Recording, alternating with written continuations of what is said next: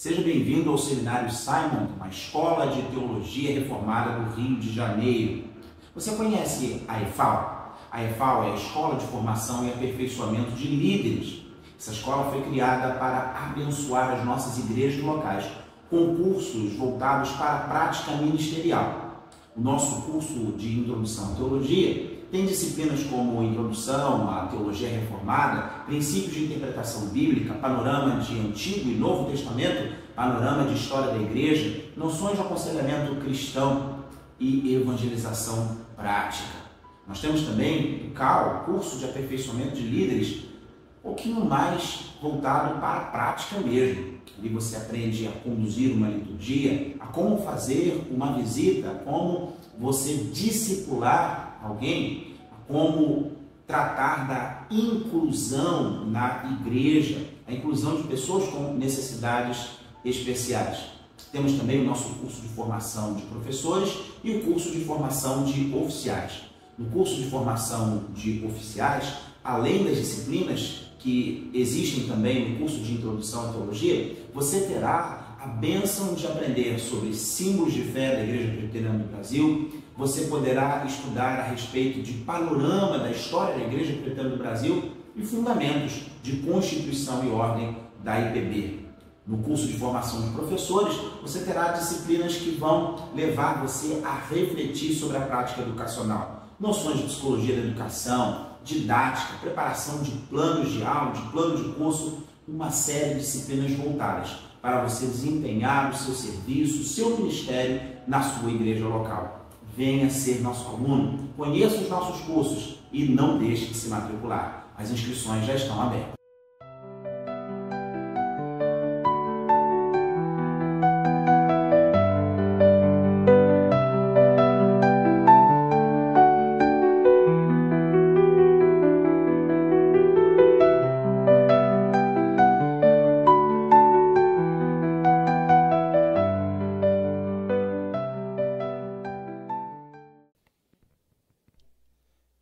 Os irmãos podem se assentar, meus queridos.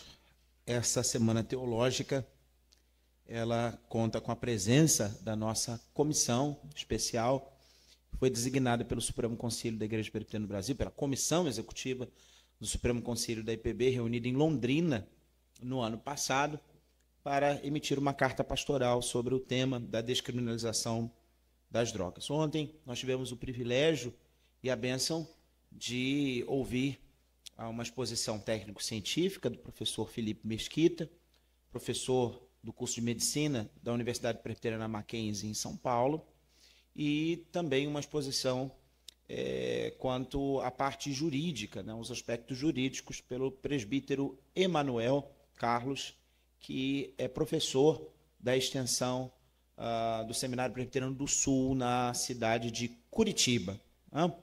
Hoje, ontem também esteve conosco à mesa o reverendo Robson Garcês, né, esse irmão tão querido e precioso, coordenando a mesa. Hoje nós teremos uma exposição dos aspectos teológico-pastorais. Essa parte da carta, né, foi colocada parte, né, do trabalho que eu tenho realizado como secretário de comissão, o reverendo Zé Romeu e o presbítero Dante, a quem eu convido a estarem conosco aqui à frente.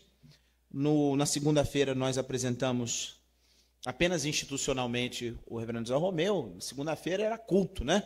Hoje nós estamos numa semana teológica e, como praxe e o que é devido a quem honra, honra, o nosso querido irmão, ele é bacharel em teologia pelo Seminário Presbiteriano do Norte, né? O Seminário do Recife, o histórico Seminário do Recife, e mestre em teologia pelo Centro Presbiteriano de Pós-Graduação Andrew Jumper. Também mestre em Ciências da Religião pela Universidade Estadual do Rio Grande do Norte. Ele fez o seu mestrado em Direito pelo Mackenzie, está concluindo, né? Está aí dia 17 de fevereiro, fará a defesa de sua tese, né? Se Deus assim permitir, receberá o título de doutor em Direito, né? Aí no dia 17 deste mês de fevereiro. O nosso irmão presbítero Dante Venturini nos traz também uma alegria muito grande em estar conosco aqui nesta noite, porque o nosso irmão presbítero Dante, é filho do reverendo Dante Sarmento de Barros, que foi deão. Aqueles que não conhecem o termo, esta era a forma como nós nos referíamos ao capelão.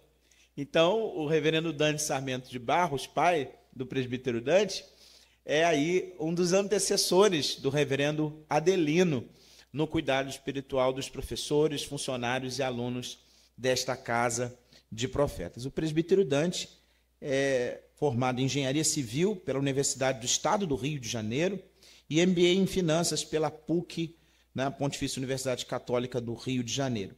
Ele é da Igreja Presbiteriana Betel, do Presbitério Sul-Paulistano, presbitério em que ele serve como presidente, e também presidente do Sínodo de Piratininga. Reverendo Zé Romeu, como já mencionamos, ela passou a auxiliar na Igreja Presbiteriana do Pirangi, em Natal, no Rio Grande do Norte. Então, nós passamos a palavra ao nosso irmão presbítero, reverendo Zé Romeu, para dar início à mesa de hoje, que fala sobre os aspectos teológico-pastorais no que se refere ao enfrentamento das drogas por parte da igreja.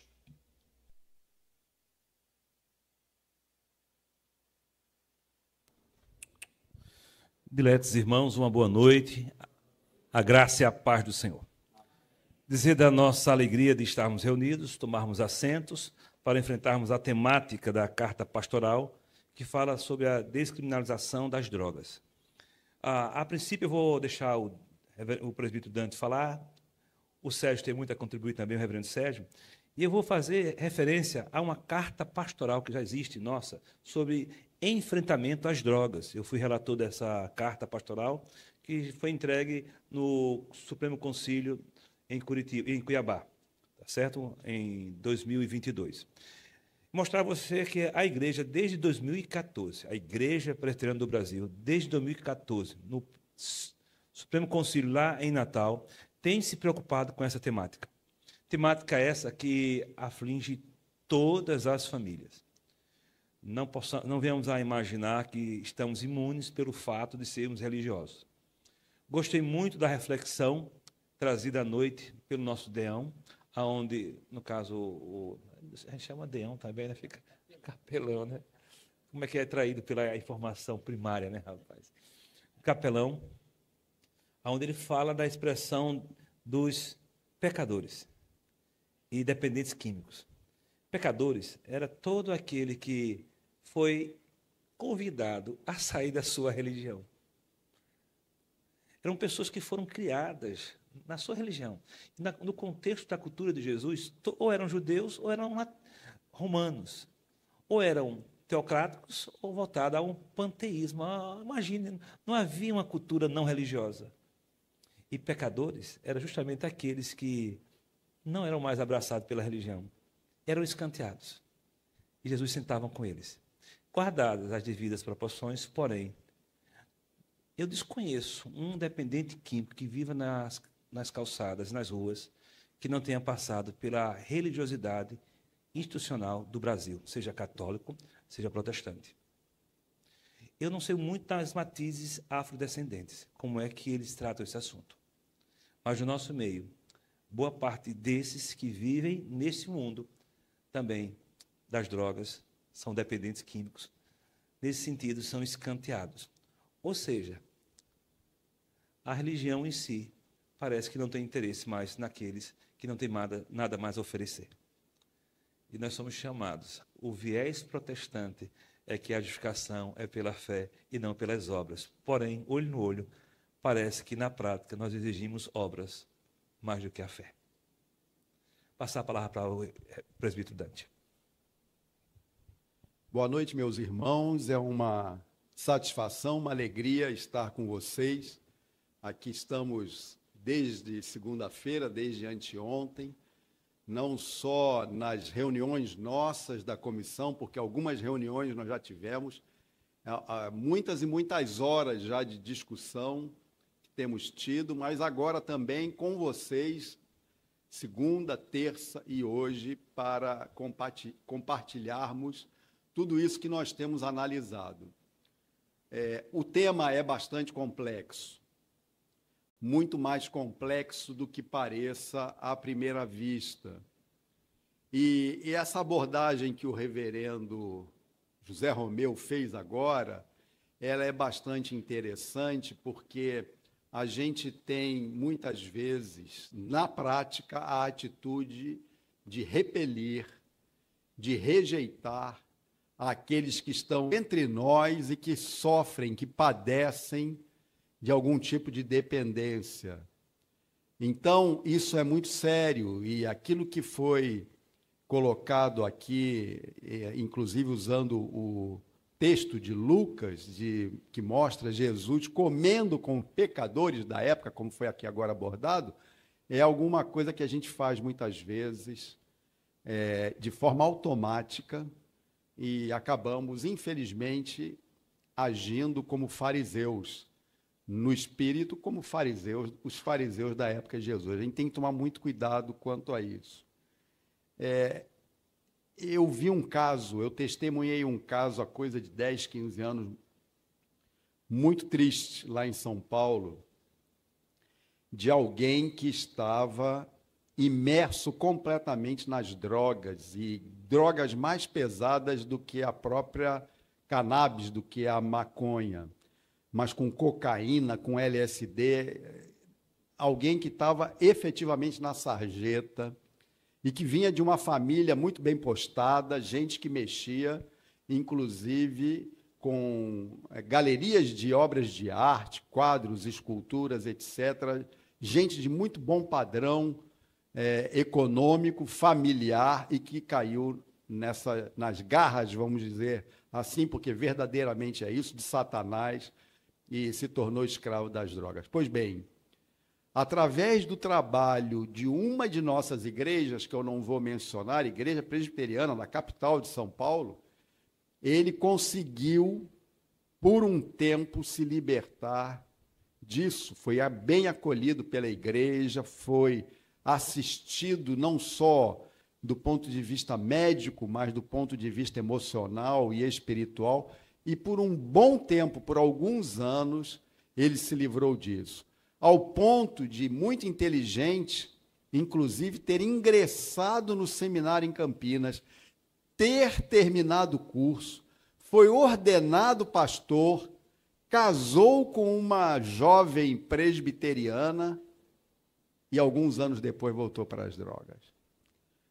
A última informação que eu tive dele, depois perdi completamente ele de vista e de notícia, é que ele voltou para as ruas.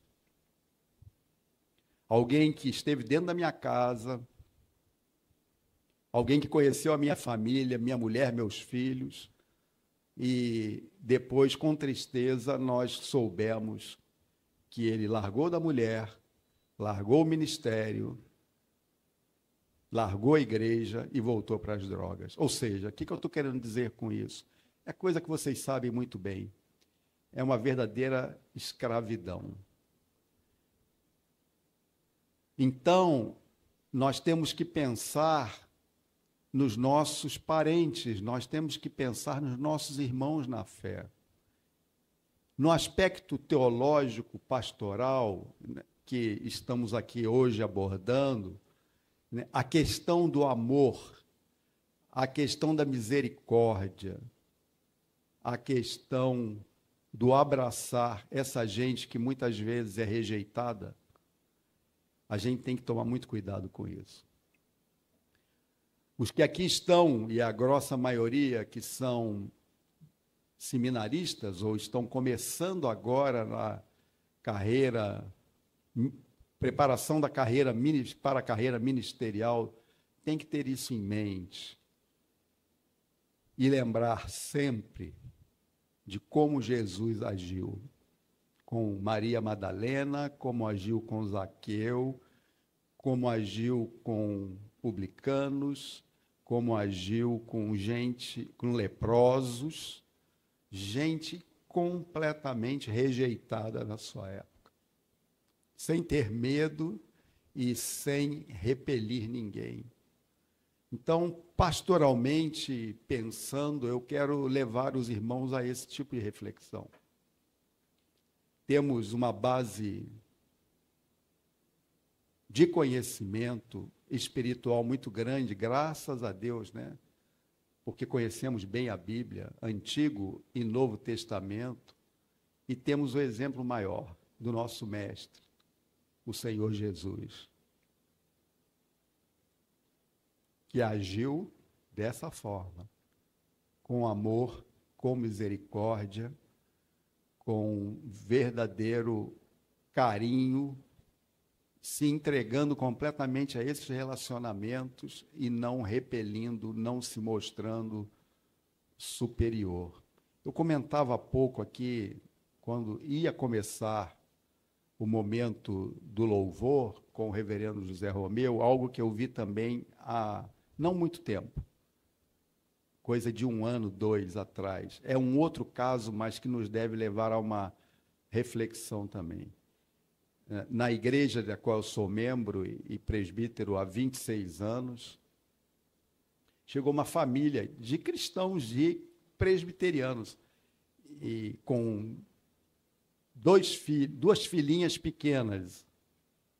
E a moça tinha tatuagens nos braços. Uma pessoa ótima, mas o olhar o olhar das mulheres e dos homens ao ver aquelas tatuagens no braço dela, né, não precisava falar mais nada. Já estava estampado nos olhos a rejeição àquela irmã. Então, a gente tem que tomar muito cuidado com isso, porque a gente tem a tendência, involuntária às vezes, mas muitas vezes voluntária também, de agir como os fariseus do tempo de Jesus.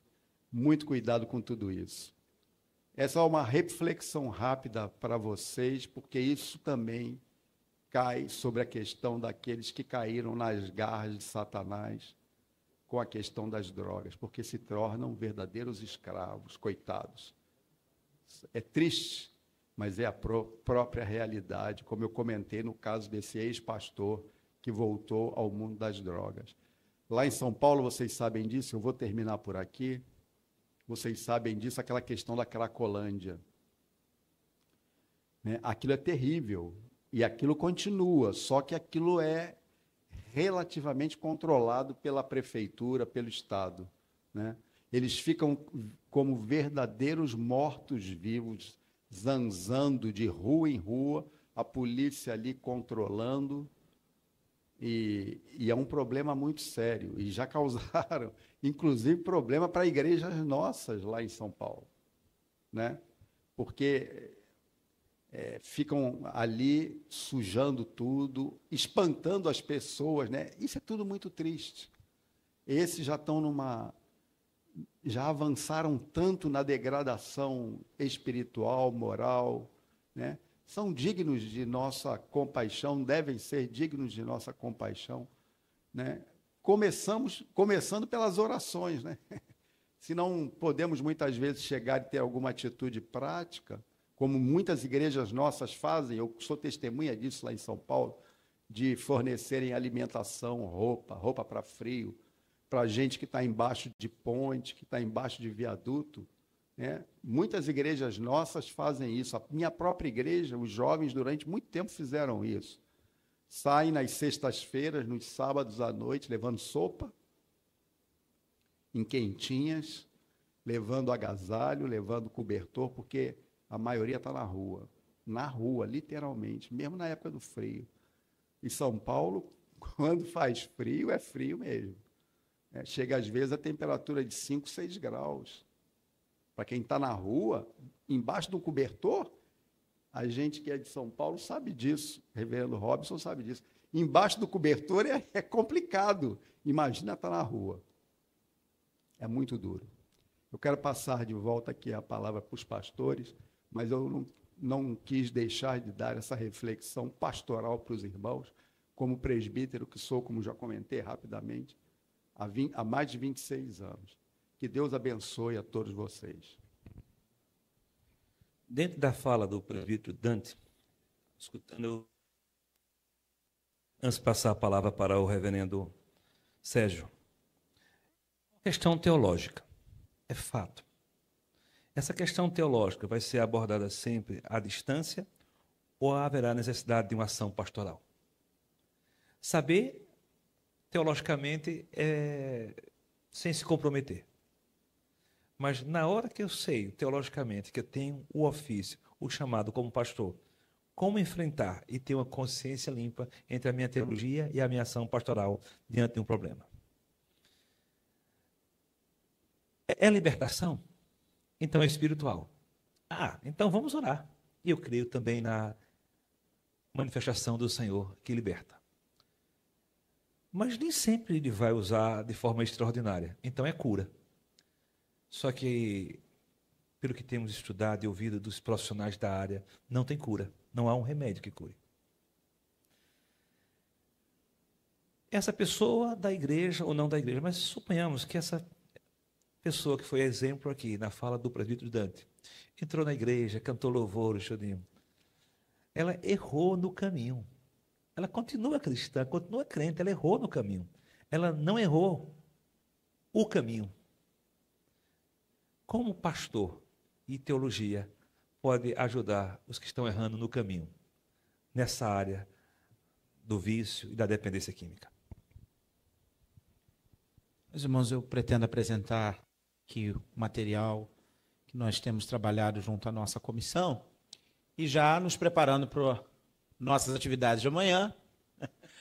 Amanhã nós começamos a nossa semana acadêmica, não é isso? Né? Os irmãos já estão aí cientes. Nossa semana acadêmica trata-se da apresentação dos projetos de pesquisa dos nossos alunos concluintes, aqueles que estão começando e aqueles que vão apresentar amanhã. Meu objetivo nesse momento é apresentar como um projeto de pesquisa, porque, afinal de contas, o que estamos fazendo na nossa comissão é uma ampla pesquisa e trabalhando um tema que surge a partir de um problema. Qual é esse problema? O problema pode ser descrito através de uma pergunta. Como a igreja deve se posicionar no que se refere à proposta de descriminalização de drogas ilícitas? Essa é a grande pergunta, né, que nos foi feita. Qual é o nosso posicionamento? Ainda que possa haver uma resposta prévia de senso comum, ela precisa ser embasada, precisa ser fundamentada. A partir dessa pergunta central, podemos fazer outras perguntas. O que a teologia tem a nos dizer a respeito do uso de drogas? O que os aspectos, o que a ciência jurídica, né, tem a falar a respeito da legislação, do que tem sido aprovado em nosso país até o momento em termos de leis, quanto à questão das drogas? O que a ciência, propriamente as ciências médicas, a farmacologia, pode nos ensinar a respeito, né, do uso de drogas ilícitas? Então, a comissão tem trabalhado buscar responder essas perguntas derivadas, também chamadas de perguntas corolárias, que são perguntas que derivam da pergunta principal. Como nós, enquanto igreja, devemos nos portar? Qual é a nossa resposta à questão da descriminalização das drogas? Então, o nosso objetivo é apresentar uma carta pastoral que ofereça uma reflexão bíblica, teológica e pastoral sobre a questão da descriminalização das drogas, um tema que tem ganhado crescente relevância nos debates públicos e legislativos. E aí vai um ponto fundamental, porque não adianta simplesmente fazer uma pergunta, mas nós precisamos de um referencial, de um cabedal teórico para poder fundamentarmos a nossa resposta. E nós somos confessionais, né? Enquanto membros de uma comissão da Igreja Presbiteriana do Brasil, nós subscrevemos os símbolos de fé aprovados pela Igreja Presbiteriana do Brasil, a nossa confissão de fé, o catecismo maior e o breve catecismo. Portanto, é a partir do referencial da teologia reformada que nós vamos propor a nossa resposta. Queridos, eu quero deixar de forma clara que existem outros referenciais. Existe a teologia luterana, a teologia anabatista, a teologia liberal. Existem vários outros referenciais, e não somente teológicos, mas referenciais filosóficos que podem embasar uma resposta a essa pergunta.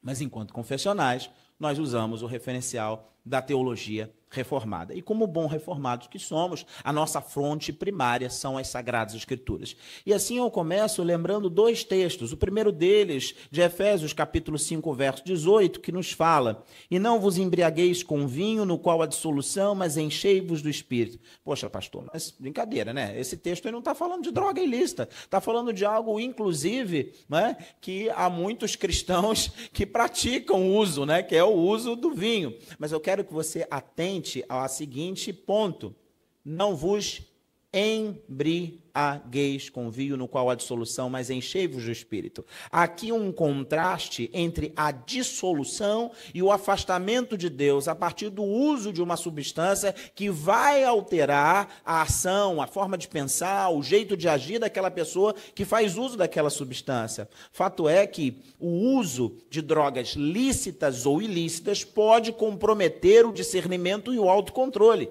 E ao comprometer o discernimento e o autocontrole de uma pessoa, isso nos afasta da vontade de Deus. Lembro ainda, nessa noite, o texto da primeira epístola de Paulo aos Coríntios, no capítulo 6, versículo 19 e o verso de número 20. 1 Coríntios 6, 19 e 20, quando lemos: acaso não sabeis que o vosso corpo é santuário do Espírito Santo, que está em vós, o qual tendes da parte de Deus, e que não sois de vós mesmos? Vocês não pertencem a vocês, porque fostes comprados por preço. Agora, pois, glorificai a Deus no vosso corpo. Ora, nós compreendemos, enquanto reformados, que o nosso corpo é templo do Espírito Santo, portanto, devemos cuidar dele como propriedade divina. Assim, nossa compreensão primária é de que o uso de drogas que nos levam à dissolução, nos fazem comprometer o discernimento e o autocontrole, esse tipo de ação é uma ação que vai contra, né, é um mau uso da liberdade e contradiz a santidade cristã. Eu quero ainda lembrar a vocês, e não vou ler o texto propriamente, mas é um texto muito conhecido nosso, o texto de Romanos capítulo 13, verso 1 a 7, porque você pode dizer o seguinte: mas pastor, não faz nenhum sentido a igreja se meter nesse assunto, porque afinal de contas, isso cabe ao Estado. Ora, Romanos capítulo 13, aí sim, a submissão às autoridades que estão debaixo da soberania de Deus. No entanto, existe um papel da igreja na defesa de verdades que são bíblicas. A igreja, ela tem um compromisso com a moralidade pública, portanto, a igreja tem um papel profético na orientação da sociedade. E o Estado, portanto, ainda que seja uma entidade autônoma da igreja, cabe a nós, enquanto servos do Senhor, denunciarmos o erro e promovermos o pensamento, a reflexão a respeito da justiça. Portanto, enquanto igreja, nós podemos e devemos alertar contra leis que incentivam a degradação humana. Assim, nós devemos estar submissos ao Estado, mas sem abdicar da fidelidade a Deus. E, de forma muito consciente e clara, criticar leis que prejudicam a sociedade, como aqui, a priori, nós entendemos que a descriminalização das drogas pode trazer essa conotação. Bem, tudo bem, ok. Colocados os pressupostos bíblicos, vamos a uma fundamentação teológica propriamente dita. Nós precisamos lembrar da importância de uma teologia do corpo. Infelizmente, nós ainda somos muito docéticos, gnósticos, desconsiderando a realidade do corpo como importante, como se apenas o espírito fosse importante e o cuidado com o corpo não fossem algo relativo ao espiritual. Mas eu quero lembrar a você que o corpo humano, ele tem valor intrínseco e deve ser cuidado, porque o corpo é obra de Deus. Nós fomos criados seres humanos, corpo e alma. A boa dicotomia da tradição reformada. Tá bom? Não corpo, alma e espírito, mas entendemos que os termos na escritura, espírito e alma, são intercambiáveis e se referem à parte imaterial do ser humano. Mas fato é que não existe ser humano vivo sem corpo e espírito. Porque quando o espírito volta a Deus, o corpo volta ao pó da onde veio. Mas eu e você existimos corporalmente. Por isso, precisamos, nessa teologia reformada do corpo, pensar na saúde integral, num cuidado integral, uma saúde física, mental e espiritual. A saúde física nos indica, à luz da Escritura, no cuidado com o corpo, evitar substâncias nocivas. A saúde mental, nós precisamos lembrar do que nos orientou o apóstolo Paulo em Romanos 12, 2. Precisamos ter uma mente renovada em Cristo e, claro, não podemos deixar de cuidar da nossa saúde espiritual, já que precisamos e devemos ter comunhão com Deus e assim viver uma vida santa. Para além da teologia do corpo, como criado por Deus, precisamos lembrar que seres humanos foram criados à imagem e semelhança de Deus. A tradicional doutrina da Imago Dei. Eu quero lembrar a você que, conforme nós reformados entendemos, o pecado manchou a imagem de Deus, maculou, é como se fosse um espelho, né? Aquele espelho antigo que Paulo fala, né? Porque não é o espelho bonitinho que a gente tem hoje, mas é aquele espelho que você não consegue enxergar direito porque ele está envelhecido, está enferrujado. Mas a imagem de Deus ainda reside no ser humano, crente ou não crente. Todo ser humano foi criado à imagem e semelhança de Deus, e por isso ele deve refletir a glória de Deus em todas as áreas da sua vida. E como é que eu e você, cristãos, que cremos, que fomos salvos, expressamos isso? Na mediação de Cristo Jesus, o nosso Redentor. Porque aquela imagem deturpada, aquela imagem manchada, em Cristo Jesus agora, ela vai sendo transformada dia após dia, para que ela se conforme à imagem do Filho, daquele que morreu no meu e no seu lugar. Mas o fato é que a imagem de Deus nos aponta para a retidão moral, ou seja, o reflexo do caráter de Deus. Isso quer dizer que racionalidade e responsabilidade fazem parte da imagem de Deus refletida em nós. Tomar decisões conscientes e evitar a autodestruição tem a ver com respeito à imagem de Deus em nós. Eu quero ainda não falar sobre a teologia do corpo e a teologia da Imago Dei, mas eu quero ainda trazer à lembrança de vocês uma forma de compreender a teologia de Gênesis, né, a partir da tradição holandesa, que são os mandatos criacionais. Eu acho que todos vocês já ouviram falar desses mandatos, né, ali encontrados no livro do Gênesis, o mandato espiritual, o mandato social, o mandato cultural. O mandato espiritual, ele se refere à nossa programação original de sermos seres criados à imagem de Deus para nos relacionarmos com esse Deus. Eu e você fomos chamados a uma vida de relação íntima com Deus, e essa relação envolve consciência da existência de Deus, consciência de que esse Deus é o Criador, e nessa consciência nós adoramos a Deus porque compreendemos que Ele é o único digno de ser adorado. A partir do momento que alguém usa drogas ilícitas e perde o discernimento, isso implica numa quebra, numa falha nesse relacionamento com Deus, quando perde-se a consciência. E aí você pode até me dizer, poxa, pastor, mas tem religiões que elas alcançam o divino, elas alcançam, né, a espiritualidade, né, o êxtase da sua espiritualidade, usando substâncias, alcançam o nirvana, né, utilizando substâncias, né? A gente tem aqui no nosso país a experiência da religião que usa o chá do daime, não é isso? Mas, e aí você vê, a questão é só o uso propriamente da droga ilícita? Não.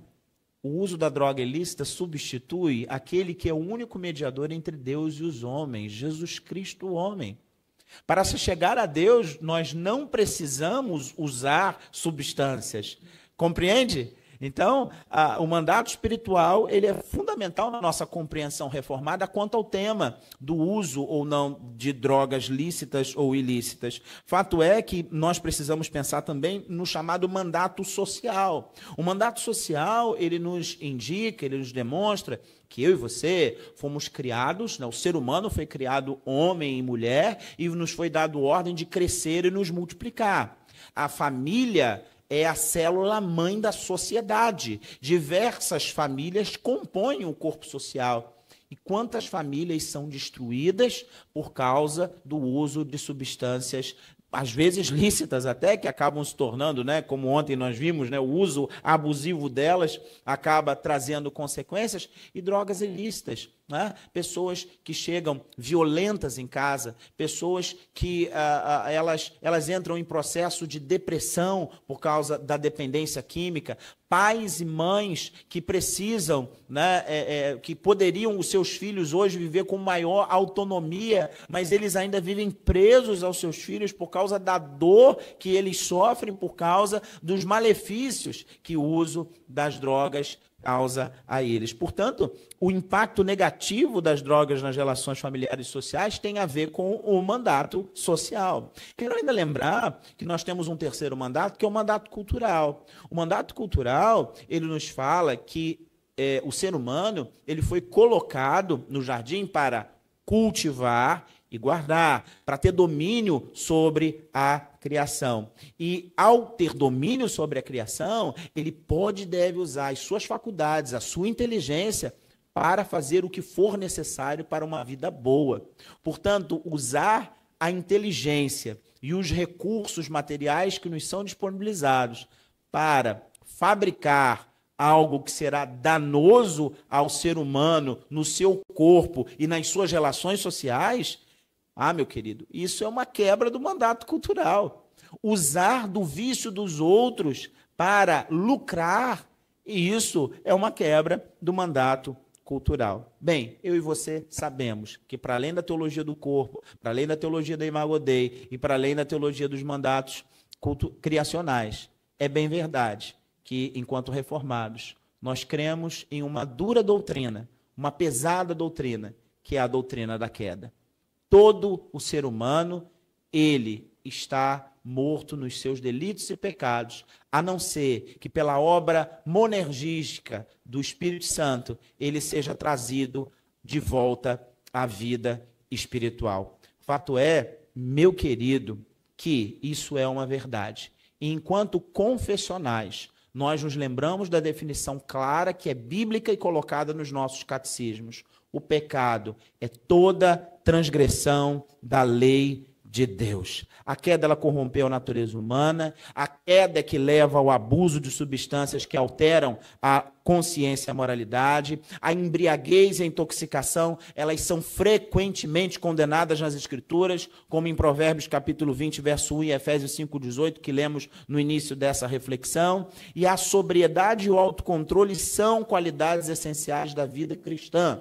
Aquele que crê em Cristo Jesus é transformado uma vida de santificação em não consumir drogas que vão tirar a sua consciência, a sua moralidade.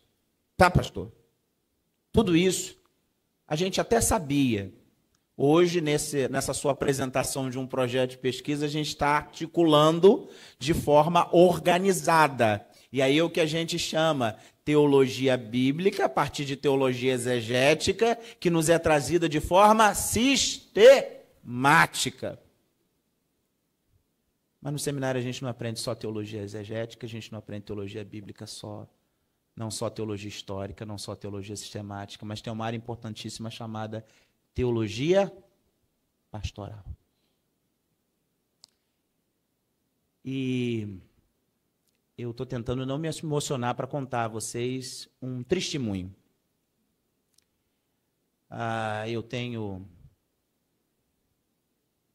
Vou fazer 16 anos de ministério, 15 anos de ministério ordenado, mas como bons presbiterianos, à luz de nossa Constituição, a licenciatura conta como o primeiro ano. E eu fui pastor auxiliar durante 14 anos numa igreja que fica de frente para uma das maiores comunidades da região leste fluminense. E uma pessoa daquela comunidade, que não me recordo o nome, um jovem, um rapaz, um adolescente, eu acho que não tinha mais de 18 anos, cuidava dos carros que ficavam em frente à igreja durante a semana. E ele entrou para beber água, costumeiramente a porta da igreja é aberta às pessoas que cuidam dos carros para poder ir ao banheiro, né, e beber água. E ele bateu na porta do gabinete pastoral, ficava de frente para o bebedouro. Pastor, sou pastor? Eu sou um dos pastores da igreja. A gente pode conversar? E eu parei para conversar com aquele jovem. E ali naquele momento ele começou a contar algumas. Abriu. E uma das coisas que ele contou é que ele usava a maconha, né? E num determinado momento, a conversa, ele foi falando que usava porque eu ficava muito nervoso, etc., passar com a má, tudo. Em um determinado momento, eu fiz a seguinte... Alô? Eu fiz a seguinte pergunta para ele. Mas por que nessas horas que você fica nervoso, estressado, está ansioso, você recorre ao vício? Por que nessas horas você recorre ao vício? Foi a minha pergunta. Pastor jovem, pouco tempo saí do seminário. Ele falou, mas eu não sou viciado.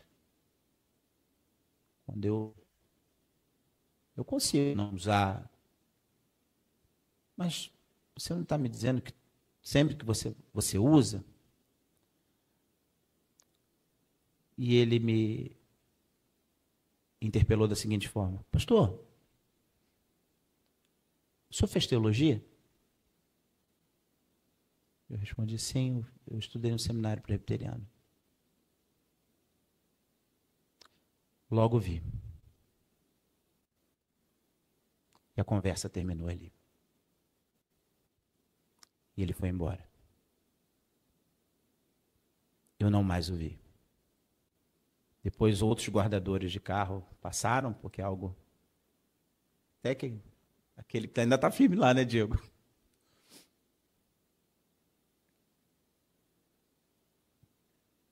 Eu não sei o que aconteceu com ele, com a família dele. Eu não sei se ele foi cooptado pelo tráfico. Eu não sei se ele está vivo. Eu não sei se ele está preso. Eu não sei. Mas eu falhei miseravelmente como pastor. Porque diferente de Jesus, que tinha a capacidade de ouvir, com as minhas palavras, eu fiz exatamente como aqueles que o presbítero Dante citou agora há pouco, que pelo olhar julgaram. Mesmo que o meu julgamento estivesse correto e fosse ortodoxo, confessional e extremamente embasado na teologia exegética, na teologia bíblica e na teologia sistemática, eu não tive a capacidade de ser pastor e de permitir ele chegar aos motivos do porquê ele usava. Eu perdi a oportunidade de compartilhar com ele o evangelho da graça, que sim, mostra que o vício é consequência do pecado, mas que existe um Redentor que transforma. Repito o que mencionamos ontem, lá no final das palestras do dia, quando nós afirmamos que a igreja tem respondido a perguntas que não estão sendo feitas. E a igreja, por vezes, ela tem feito abordagens que não são eficazes. Você não precisa distorcer a verdade, você não deve e não pode rejeitar a verdade. Mas quando a verdade ela não é dita em amor, seremos pastores de pessoas. Eu já afirmo, você que aqui está se preparando, já é pastor de pessoas. Por isso, ao conversarmos sobre esse tema, eu quero levar você à reflexão, levar você à comoção de pensar que você poderá estar numa situação dessa. Você vai atender no seu gabinete pais e mães que não sabem mais o que fazer. Mãe que já acordou de madrugada para tirar filho da boca. Filhos que não conseguem se entender no vício e que não têm escritura falada e pregada de forma sistemática que vai fazê-lo compreender isso. Ainda que eu não descreia do poder extraordinário de Deus, que quando diz levanta e anda, Ele pode curar se Ele quiser. Ele faz isso. Mas muitas e muitas vezes, essa cura vem aos poucos. Com lodo, faz enxergar um pouquinho, as árvores ainda. Em algumas pessoas é imediato, em outras há um processo. Mas nesse processo há sempre um mediador. Esse mediador primeiro é Cristo Jesus, o sacerdote, o sumo sacerdote, que fez a mim e a você, sacerdotes, no sacerdócio universal dos crentes, para ministrar aqueles que estão perdidos. Por isso, eu coloco algumas questões importantes. Vocês vão perceber a importância de ouvir. E vocês vão ouvir muitas coisas, como, por exemplo, argumentos, e aqui eu quero que você perceba, à luz do que ouvimos tão brilhantemente na segunda-feira. Você tem argumento de esquerda, de direita, de centro, de baixo e de cima. Ah, mas a descriminalização, ela atenta contra o direito à autonomia individual. Isso não é argumento de esquerda, não. Isso é argumento de direita.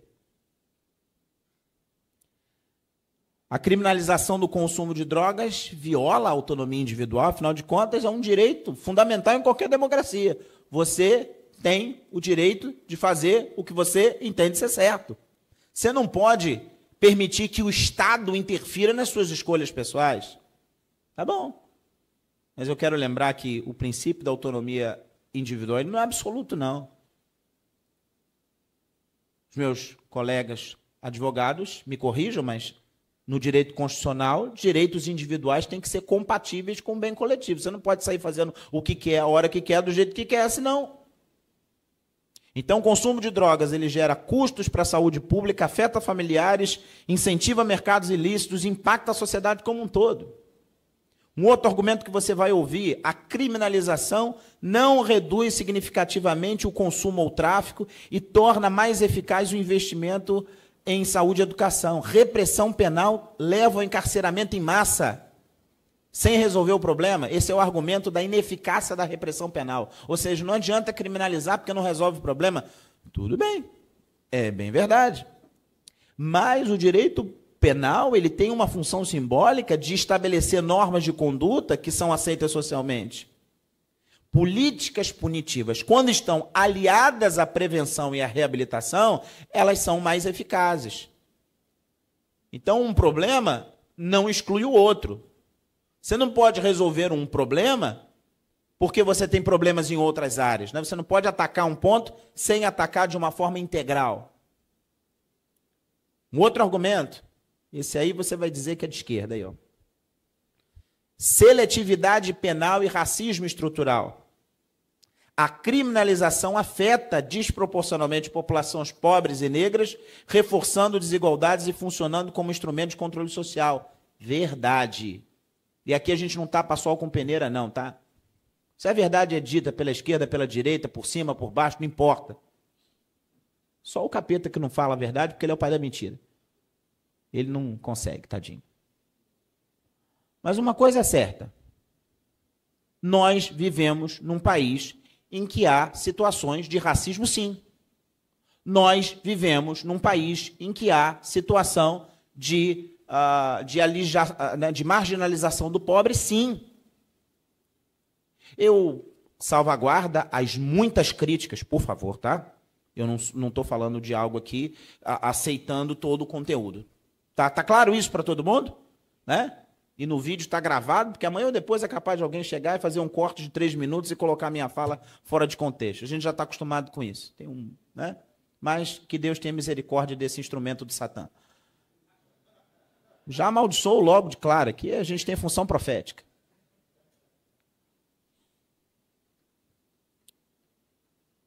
filme Tropa de Elite aborda algumas coisas sensíveis, e uma delas é essa.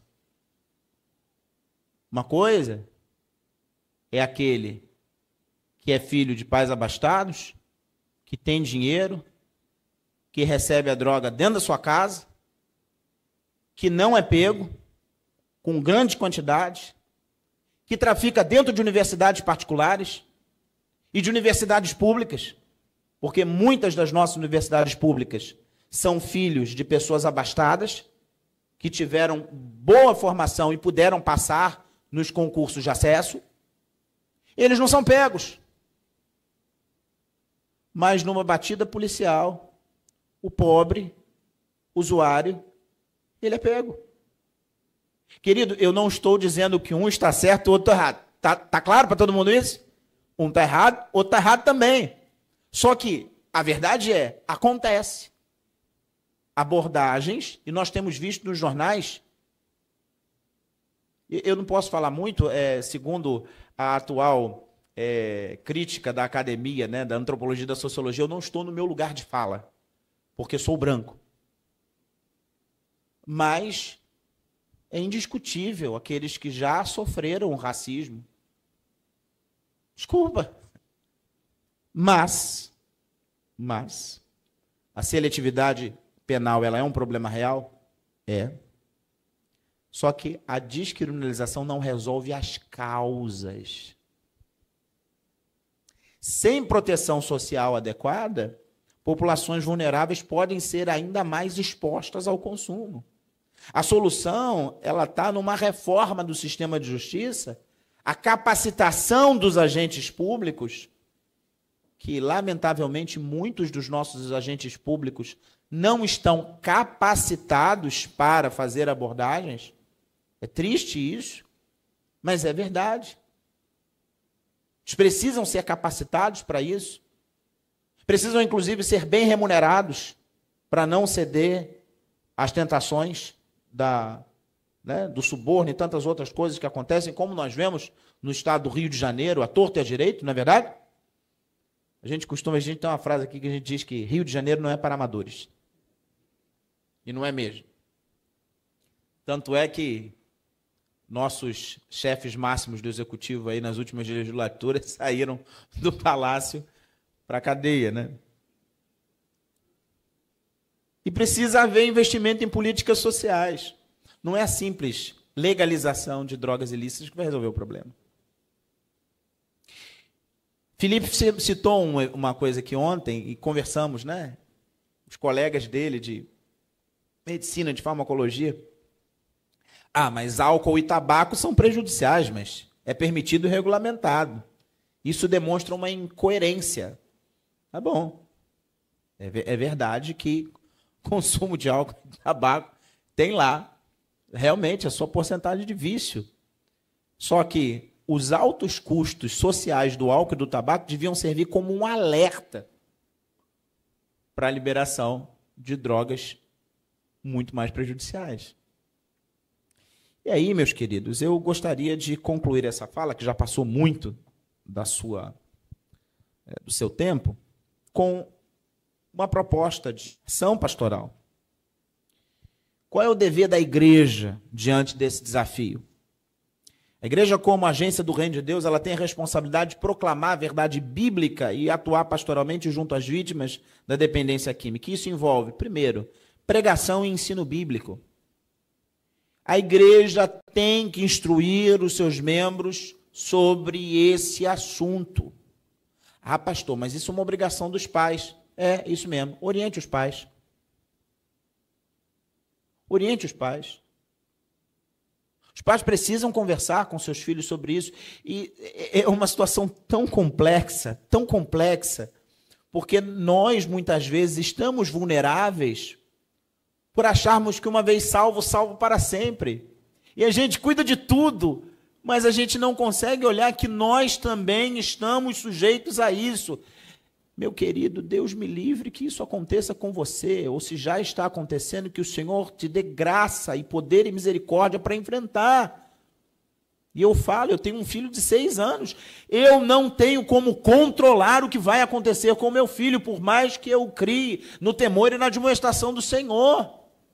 Você não tem como dizer o que vai acontecer com o seu filho. Portanto, tenha misericórdia, tenha amor no seu coração e tenha cuidado com os membros da sua igreja. Fale sobre esse assunto no púlpito, nas reuniões com os pais, dos adolescentes, das crianças. Fale sobre esse assunto. Foi por isso que nós trouxemos um professor de medicina ontem. Porque a gente precisa ter essas informações. A gente está delegando à escola falar o que nós deveríamos estar falando dentro de casa. Nós precisamos ter conhecimento sobre isso. Artigo 32, se não me engano, da Constituição da Igreja Presbiteriana do Brasil. O ministro deve ter cultura geral. Ofereça suporte para famílias afetadas pelo consumo de substâncias. Eu creio, como reformado, que a disciplina é uma das marcas da igreja. Mas tome muito cuidado. Há uma diferença entre o pastor que entende a disciplina como algo importante e o pastor fofoqueiro. Disciplina não foi feita para exercer controle e poder sobre a igreja ou sobre as pessoas. Não seja antiético de receber alguém que procura cuidado pastoral dentro do seu gabinete e a primeira coisa que você faz é levar para a reunião do conselho. Você foi procurado como pastor para ouvir, para cuidar. A pessoa vai se abrir com você, meu querido. A pessoa precisa de alguém com confiança, de algo que às vezes ela não contou para absolutamente ninguém mais. Nota de rodapé. Claro que há desenvolvimentos, né, desdobramentos, que em algum momento precisarão do exercício da disciplina eclesiástica. Só que, entretanto, porém, todavia, no entanto, conquanto, você está ali para cuidar num primeiro momento. Certo? Jamais que se esqueça disso. Senão, você vai perder a moral para falar com quem quer que seja. E aí você vai descobrir que cada vez menos pessoas entrarão no seu gabinete para conversar com você. Porque você não sabe ouvir. Porque você não sabe acolher. Porque você não sabe cuidar. Outra coisa importante, desenvolva programas de apoio a dependentes químicos ou faça parcerias com instituições de reabilitação. Envolva a sua igreja, fazendo ela compreender que isso faz parte da missão. Vocês vão aprender aqui nesta casa que a ação social não pertence nem à direita nem à esquerda. Inclusive, quero recomendar a leitura do livro Calvinismo e Ação Social, do professor Agemir Dias de Carvalho, né? Agemir Carvalho Dias, professor do nosso curso de Cosmovisão Reformada. Engajamento na sociedade. Não tenha medo de se posicionar publicamente. Agora, não faça isso de forma ignorante. Né? Ah, é pecado e pronto. Parabéns para você. Você acabou de fechar a sua audiência. Ninguém vai te ouvir. Eu não estou dizendo que você vai distorcer a realidade do que é pecado. Pecado é pecado, ponto final. Mas cidade de fazer como o Senhor Jesus Cristo, que pregava com autoridade. E as pessoas, os pecadores, iam até ele, ensinava. Que Deus nos abençoe. A situação é espiritual. Eu não posso trabalhar essa ideia só social. Ok? O problema nosso, e temos que encarar, é essa questão. Se ela é espiritual, como é que devo adentrar nesse assunto? O problema não é apenas comportamental ou social. Ele é, veja, eu estou dizendo a você. Só que a nossa esfera deve trabalhar sem desprezar o comportamento e o social, mas pelo viés espiritual. Agora, eu não preciso tomar nada para ver o que ele está vendo. Eu não preciso ficar doidão. Lucidez. Alguém que tem que ter lucidez para orientar aquele que não está mais vendo a realidade que você está presente. Porém, olho no olho, gente boa, a realidade dele também é verdadeira. Essa é a questão. É que eles não estão sem realidades. Eles estão enxergando aquilo que eles veem, aquilo que eles estão vendo, sentindo, é real. Se ele está dizendo que está vendo um cavalo com um chifre e uma asa quebrada, pode ter certeza, é real. E talvez você já queira repreender, dizendo, não, tira o chifre, coloca outra asa. É real. É por isso que pode chegar muito próximo, estartar a loucura, a paranoia. É espiritual, porque nós só estamos abertos e possivelmente treinados só para esse aspecto dessa espiritualidade da leitura e do diagnóstico da literatura. Seja Deus gracioso para com vocês e para conosco, e nunca nos deixe nesse campo sem a assistência dele. Porque é espiritual. Nem sempre será o capeta, mas eu digo, por trás o tempo todo, Satanás estará. Mas é um assunto espiritual. Agora, um detalhe, é espiritual, mas ali há uma satisfação humana buscada. Há um desejo, há um querer.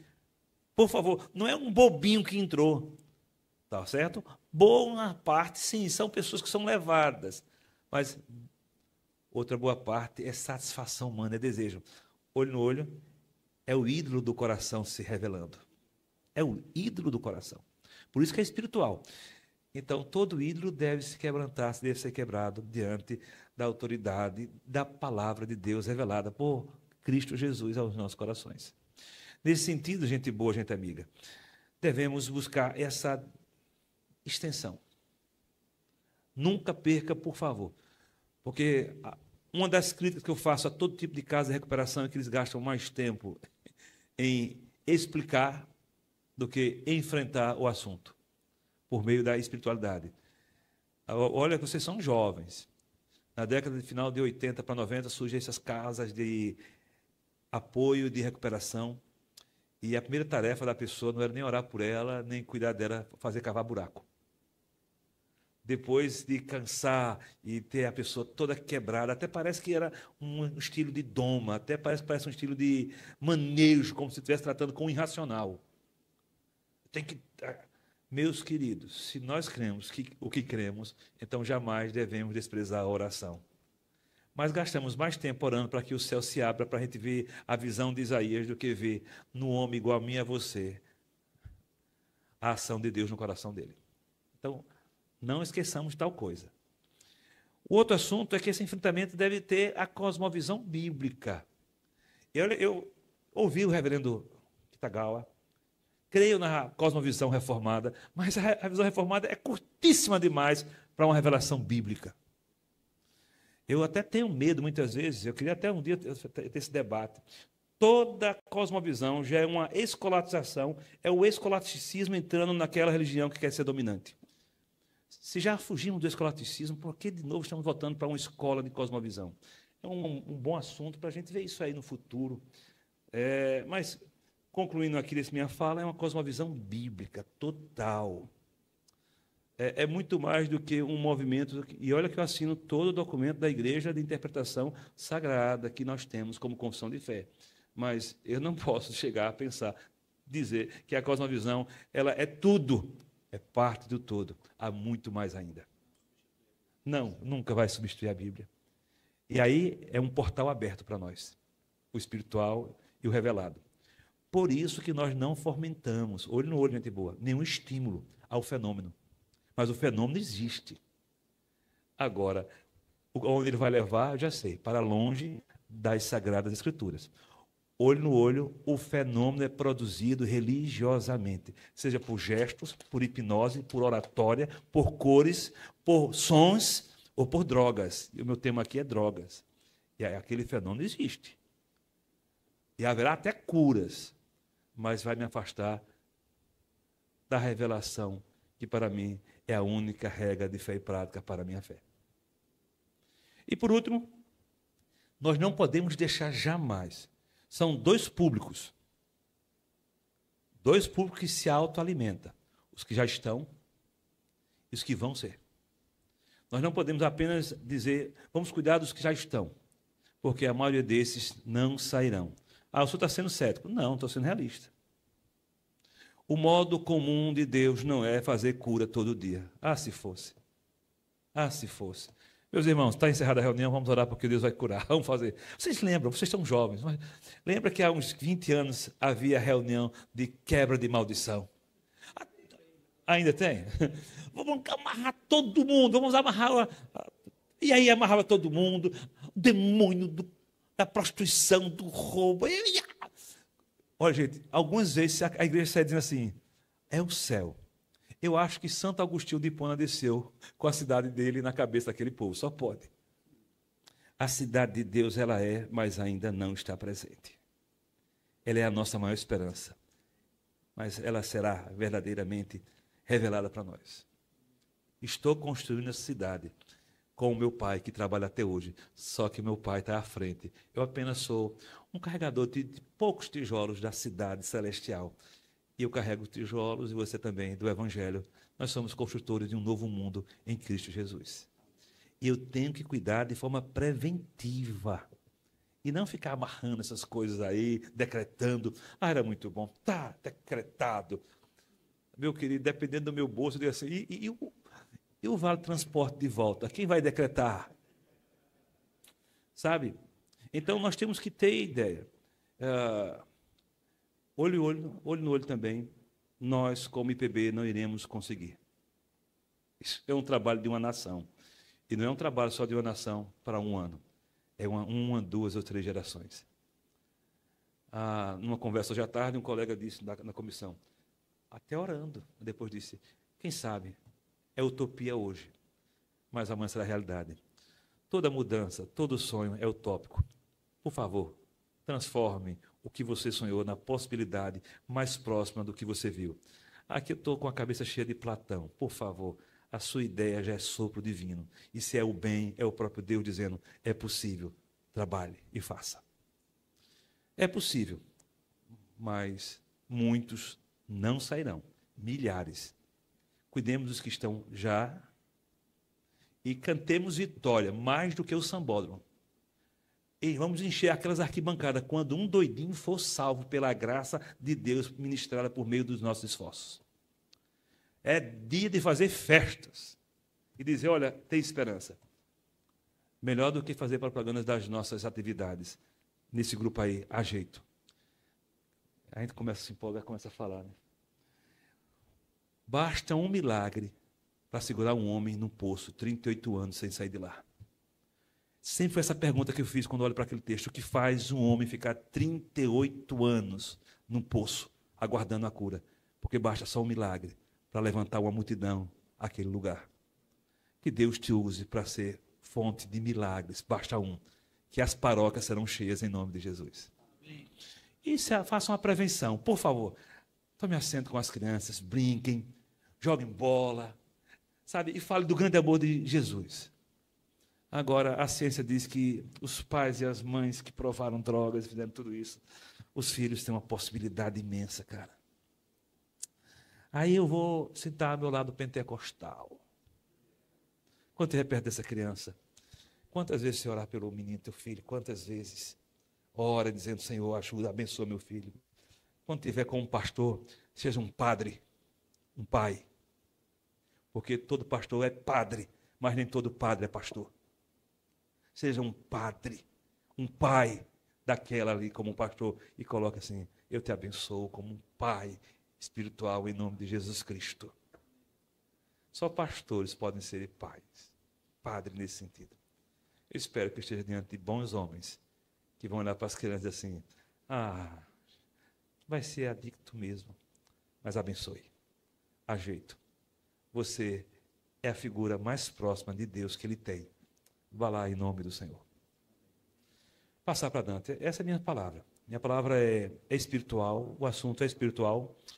Vamos enfrentar isso de uma cosmovisão muito mais ampla do que reformada, embora partindo dela, porque ela vai nos dar as garantias de que nós não estaremos estimulando fenômenos. Isso é bom.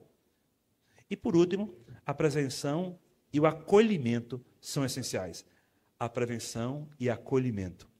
Eu vi um colega hoje no carro falando que seu pai, que é pastor, hoje ele é pastor, o pastor Everton, o reverendo Everton, disse que, pai, estou passando aqui e fulano de tal está aqui no chão. Aí o pai disse, nossa, faz o seguinte, para o carro, Coloca ele, estava há mais de semana na rua, drogado. Coloca ele no carro, traz aqui para casa. Esse acolhimento. E durante dias e semanas deu banho. Olha, gente boa, gente amiga. Pastor tem coração maior do que o de Deus. Só sabe o que eu estou falando quem é pastor. Pastor tem coração maior do que o coração de Deus, muitas vezes. A gente faz coisas que a esposa diz assim, eu não acredito que você fez isso. Dar banho num homem, limpá-lo, tudo isso. O que leva a isso? O grande amor de Deus. Porque você acredita que ali está, por mais embaçada que seja aquela imagem, está a imagem de semelhança de Deus. E os dois mundos estão se encontrando, o mundo de Deus e o mundo dos homens. Só que Deus está usando outro homem, mais uma vez, para representar ele no mundo dos homens. Você é o mais próximo que pode ser do mundo de Deus para o próximo. Então vá, em nome de Jesus. Passar a palavra para Dante. Opa! Nós vamos, antes do cafezinho, nós vamos ter, como ontem, um breve intervalo para o cafezinho, para banheiro, 10 minutos. Seja bem-vindo ao Seminário Simon, uma escola de teologia reformada do Rio de Janeiro. Você conhece a EFAL? A EFAL é a Escola de Formação e Aperfeiçoamento de Líderes. Essa escola foi criada para abençoar as nossas igrejas locais com cursos voltados para a prática ministerial. O nosso curso de Introdução à Teologia tem disciplinas como Introdução à Teologia Reformada, Princípios de Interpretação Bíblica, Panorama de Antigo e Novo Testamento, Panorama de História da Igreja, Noções de Aconselhamento Cristão e Evangelização Prática. Nós temos também o CAL, Curso de Aperfeiçoamento de Líderes, um pouquinho mais voltado para a prática mesmo. Ali você aprende a conduzir uma liturgia, a como fazer uma visita, a como você discipular alguém, a como tratar da inclusão na igreja, a inclusão de pessoas com necessidades especiais. Temos também o nosso curso de formação de professores e o curso de formação de oficiais. No curso de formação de oficiais, além das disciplinas que existem também no curso de Introdução à Teologia, você terá a bênção de aprender sobre símbolos de fé da Igreja Presbiteriana do Brasil, você poderá estudar a respeito de panorama da história da Igreja Presbiteriana do Brasil e fundamentos de Constituição e Ordem da IPB. No curso de formação de professores, você terá disciplinas que vão levar você a refletir sobre a prática educacional. Noções de psicologia da educação, didática, preparação de planos de aula, de plano de curso, uma série de disciplinas voltadas para você desempenhar o seu serviço, o seu ministério na sua igreja local. Venha ser nosso aluno, conheça os nossos cursos e não deixe de se matricular. As inscrições já estão abertas.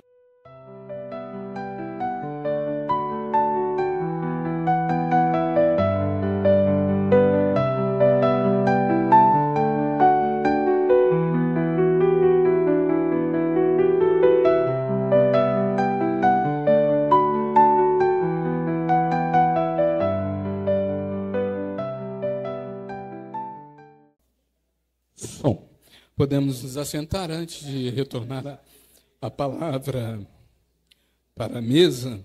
Eu quero primeiro dar um aviso e depois... Rev vai fazer o sorteio agora? Tá. Quero rapidamente dar um aviso. Uhum. Preste bem atenção. Um alto executivo brasileiro foi passar uma semana na Suécia em treinamento na Volvo. E ele chegou no primeiro dia, eles chegaram muito cedo, foi recebido por um funcionário de lá, e chegaram à empresa e o pátio do estacionamento estava vazio. E aquele funcionário estacionou seu carro e eles foram até o setor de treinamento. Segundo dia, da mesma forma. No terceiro dia, da mesma maneira, o funcionário estacionou o seu carro no mesmo lugar. E ele disse assim, você tem a vaga marcada? E o funcionário disse, não, todas as vagas aqui são livres. Mas você chega primeiro e o pátio está vazio e você estaciona seu carro mais distante da entrada. Por que você não coloca o seu carro na vaga mais próxima da entrada? Ele disse, eu tenho condições de chegar primeiro, e tendo condições de chegar primeiro, eu tenho condições de ir andando até a entrada com calma.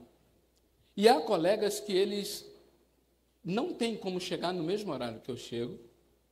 Então, se as vagas mais próximas estão livres, eles conseguirão chegar com facilidade e chegar ao trabalho sem prejuízo do seu horário. Por que eu estou dizendo isso? A nossa lista de presença é uma só. E ela tem a anotação para os colegas de todos os anos. E ontem eu fui interpelado sobre a forma como vocês mesmos disputam para assinar a lista de presença. E me foi solicitado que eu mudasse o sistema, e eu disse, não vou mudar o sistema. Vocês precisam mudar a forma. E precisam serem gentis. É só vocês se perguntarem quem precisa assinar primeiro. É só vocês se perguntarem quem pode esperar, porque vai sair, está com carro, vai ficar na conversa ali na resenha depois. E não precisa atropelar. É só sermos gentis uns com os outros. Tá bom?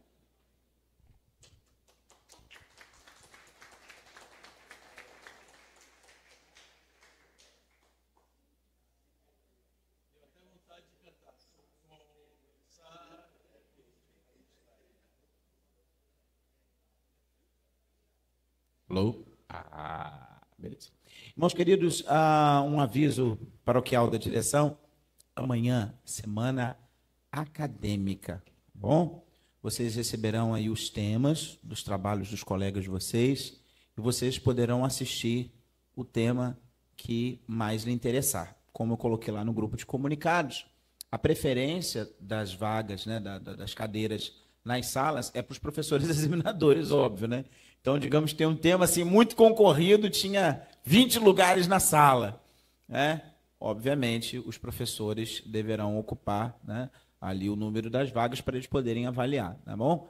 Então, tenham essa gentileza amanhã. E vocês vão perceber que é algo novo, é a primeira vez que nós estamos fazendo essa atividade no seminário. Aos nossos alunos formandos, minha palavra de motivação e incentivo. Vocês não estão sendo cobrados, não é isso, muito pelo contrário. O que nós estamos fazendo é algo que nós pensamos no benefício de vocês, tá? Poxa, mas a gente está apresentando... vocês estão apresentando, mas ao final do ano vocês vão apresentar a monografia. E aí vai ser a banca. Agora vocês estão apresentando o projeto de pesquisa. Então, professores que já passaram por isso vão olhar, vão dar sugestões, vão fazer as críticas para que você, junto com o seu orientador, possa ir fazendo os acertos até o dia da sua monografia. E uma coisa que eu quero falar sem pieguice, tá bom? E sem demagogia. Nós confiamos nos nossos alunos e sabemos que vocês farão excelentes trabalhos. E é por isso mesmo que nós estamos dando esse desafio para vocês apresentarem os seus trabalhos e, para a glória de Deus, vocês serão muito bem-sucedidos. E amanhã e na sexta-feira nós teremos aqui momentos de excelência acadêmica com piedade, para a glória de Deus. Bem, meus irmãos, agora nós vamos passar às perguntas. Eu vou ler cada uma pergunta, né? Uma por cada vez. Eu peço que quem formulou a pergunta se identifique, porque aqui não está colocado o nome de quem fez a consulta. Então, a primeira pergunta é a seguinte: não obstante a relevância do tema em relação às drogas, isto não seria, de certa forma, mitigado se a Igreja Visível retornasse à sua missão principal de proclamar o Evangelho com verdade e inteireza, investindo menos tempo em temas acessórios? Quem fez a pergunta, por favor? Como é seu nome? Pablo. O reverendo Sérgio Kitagal vai responder essa pergunta. Precisa aqui novamente da folhinha? A pergunta ela tem um sentido no seguinte caminho. Ora, a gente faz um trabalho preventivo através da pregação e do ensino, e isso, obviamente, traz uma mitigação, traz uma diminuição do problema. Em parte, sim, em parte, não. Por quê? O que a gente entende como pregação do evangelho? Vamos lembrar? Evangelho significa? Mas o que são boas novas? Ora, as boas novas, ainda que elas tenham um elemento central de que Cristo Jesus é o Messias, é o Cristo prometido para salvar o pecador, e ele reconcilia em si mesmo o pecador com o Criador, com Deus, o nosso Pai, e garante a vida eterna, né, a salvação vindoura. O Evangelho, na medida em que ele é aplicado numa realidade, num momento único da história, a forma como ele é transmitido tem uma aplicabilidade prática daquele momento e as situações concretas. Veja, o que é salvação? Ora, a gente sabe que a salvação é a salvação dos nossos pecados, salvação da ira vindoura. Mas como ela se aplicou ao cego, ao Bartimeu? Ora, a tua fé te salvou. No contexto imediato a tua fé agora te faz ver. Você foi curado. Ele tinha um problema específico e o evangelho chegou ali. É claro, também implica na salvação eterna? Implica. Mas assim foi com o leproso, assim foi com o que era coxo, assim foi com aqueles que foram abençoados com terem seus filhos ressuscitados, que haviam morrido. A boa nova, a boa notícia, ela chega num momento específico, numa história específica. Hoje, a pregação do evangelho, ela chega, em alguns momentos, numa forma específica para pessoas que estão vivendo problemas específicos. Então, como posso pregar, e essa pergunta daqui a pouco vem, né? E eu só vou introduzir ela, depois a gente responde a pergunta. Alguém que está sob o efeito de drogas. Então, a gente precisa entender que há dois aspectos da pregação do evangelho. O dominical, no púlpito, aos membros da igreja, treinamento e prevenção, e lembrem-se da palavra do apóstolo Paulo, 2 Timóteo capítulo 4, prega a palavra, insta, quer seja oportuno, quer não, corrige, repreende, exorta com toda a longanimidade e doutrina, pois haverá tempo em que não suportarão a sã doutrina, mas vão cercar-se de mestres, como tendo coceira nos ouvidos, lembra dessa parte? Mas aí ele conclui, seja, né, inteiro na sua obra, faça o trabalho evangelista. Você prega o evangelho dentro, mas prega para fora também. Então, tem esses dois viés. Nossa relevância, qual a grande relevância do tema aqui? Mostrar para vocês que vocês terão situações específicas, que para além da doutrinação contínua da igreja, a doutrinação costumeira, vocês precisarão intervir em situações críticas e têm que estar preparados para isso. A segunda pergunta é a seguinte: diante da situação atual, no que se refere ao enfrentamento das drogas, como a igreja deve tomar o cuidado para não flertar com ideologias seculares que são contrárias às escrituras sagradas? Quem fez a pergunta? Seu nome, por favor. Adriel. Muito bem. Reverendo José Romeu. Prazer, Adriel. Vamos lá. Vou começar dizendo essa expressão: toda verdade é verdade de Deus, esteja na boca de quem quer que esteja, porque toda verdade de Deus é capital de Deus emprestada aos homens. Ora, partindo desse pressuposto, dessa ideia, a pregação do Evangelho, ela vai estar sempre sendo a primeira luz. A primeira luz sempre será a que ilumina a vida. Mas nós não podemos esquecer, mas também são úteis, são necessárias, são fundamentais para o desdobramento de algumas conclusões. Em si mesmo, a ideologia não é má. A verdade, o eu não posso deixar com que ela venha a ocupar o lugar do que é primeiro, do que é essencial, do que é primário, e para nós é o Evangelho.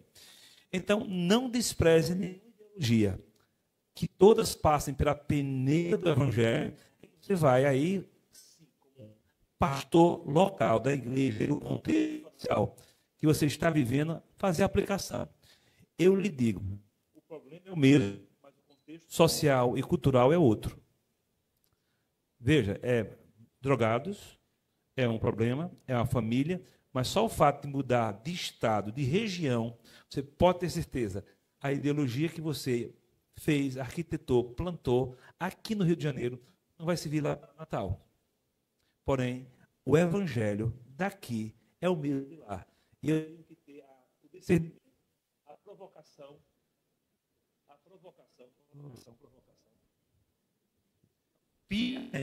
Eu acho que... vamos lá. Obrigado. Temos que ter a provocação de o tempo todo estar observando o objeto da busca, que é o próximo. Então, a ideologia ensina má, o evangelho vai ser sempre o crime que vai estar julgando. Agora, por favor, olho no olho, não há nenhuma ideologia capaz de nos levar a esquecer das escrituras sagradas. Tá bom? E, por favor, não lute por ideologia. Ok?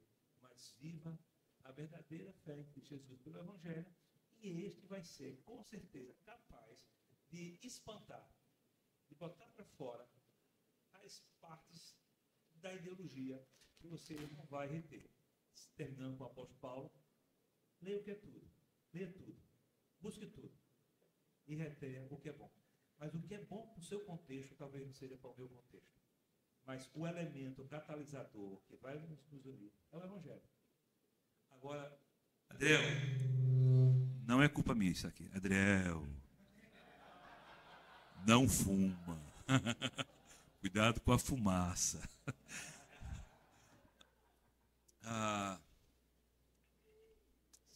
32 anos de pastoreio, eu me atrevo a dizer: lute contra o seu espírito de estrelismo, porque foi esse que mais me prejudicou. Ok? É o conselho que eu te dou para não cair na mão do estrelismo. Lute contra o seu estrelismo. Eu sou o melhor. Aí, nem evangelho, nem ideologia vai andar contigo. Mas diga assim: eis-me aqui. Tá bom? Se tiver alguém melhor que você, fazendo melhor, não tenha vergonha de dizer: você pode me ensinar. Aí você está aprendendo a lavar os pés.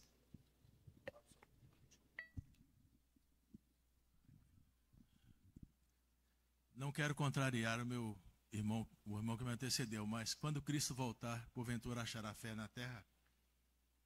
A Bíblia nos alerta para estarmos atentos quanto às tendências de entendimento, aos perigos que podem nos enganar. É verdade que nós temos que aprender a ser capacitados a examinar de tudo e reter o que é bom. Mas para isso você precisa tomar posições muito claras quanto ao Evangelho. Isso passa por examinar os nossos melhores teólogos, que enfrentaram questões semelhantes às nossas no seu tempo. E vocês vão ver que eles não têm tanta facilidade, não têm essa plasticidade toda. Mas, senão a gente vai cair no é fácil ser crente. E não é, meus irmãos. Seguir a Jesus, ser pastor fiel, vai sempre criar constrangimentos para vocês. Haverá momentos que vocês vão ter que ter muita firmeza, ainda que outros irmãos na fé estejam achando que está tudo bem. Nessa esteira, assim, a palavra-chave é o equilíbrio. E uma das coisas que você precisa entender, cada um de nós, não é você, Adriel, mas cada um de nós precisa entender, é que Cristo é o Redentor cósmico. Em que sentido? Ele redime a pessoa, o indivíduo, tanto quanto tem poder para redimir tudo naquilo que o crente coloca à mão. Portanto, ainda que as diversas filosofias, ideologias, teologias, reflexões, referenciais teóricos, eles possam não ter sido produzidos por cristãos, eu, enquanto cristão, a partir do meu referencial base, que são as Sagradas Escrituras, porque tão somente as Escrituras são minha única e infalível regra de fé e prática, eu posso ler a realidade, as teorias, as filosofias, o que é escrito a partir das Escrituras e, assim, reter o que é bom. Portanto, naquilo que concordamos, isso serve, inclusive, como ponte apologética, como ponto de diálogo com o mundo. Então, é a importância de ouvir o que eu mencionei. Nós sabemos, e coloquei aqui, à medida que a exposição do nosso arcabouço teológico, né, você pode perguntar, poxa, e aí eu compartilho aqui, alguns jovens, quando souberam da designação de uma comissão para preparar uma carta pastoral sobre o assunto, perguntaram, ué, mas a gente precisa se posicionar sobre esse assunto? Precisa. Por que precisa?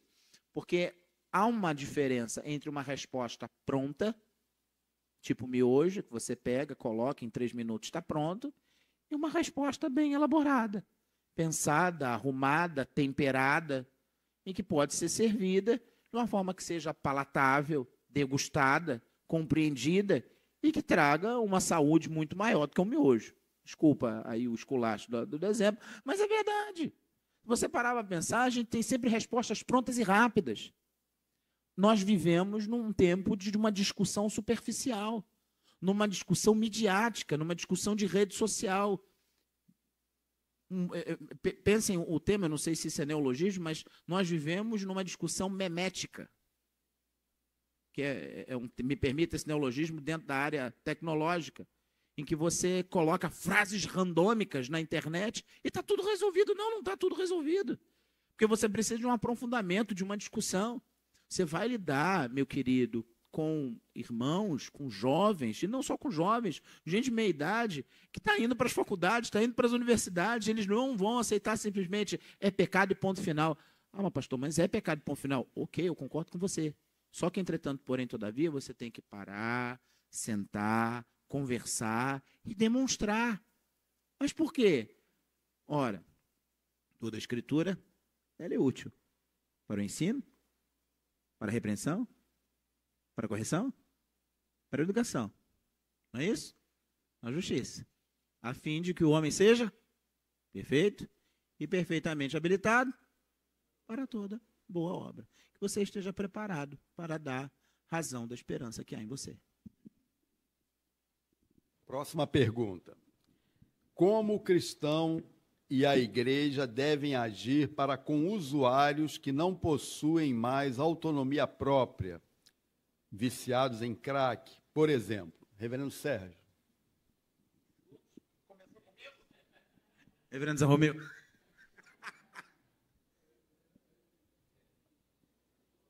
Rapaz, isso é muito difícil. Muito. Eu nunca lidei pessoalmente, eu mesmo, com esta situação. Mas a experiência que eu tenho compartilhado com alguns colegas mais experientes do que eu, tanto em idade quanto no ministério, é que é o seguinte: você não consegue pregar o evangelho ao faminto sem primeiro alimentá-lo.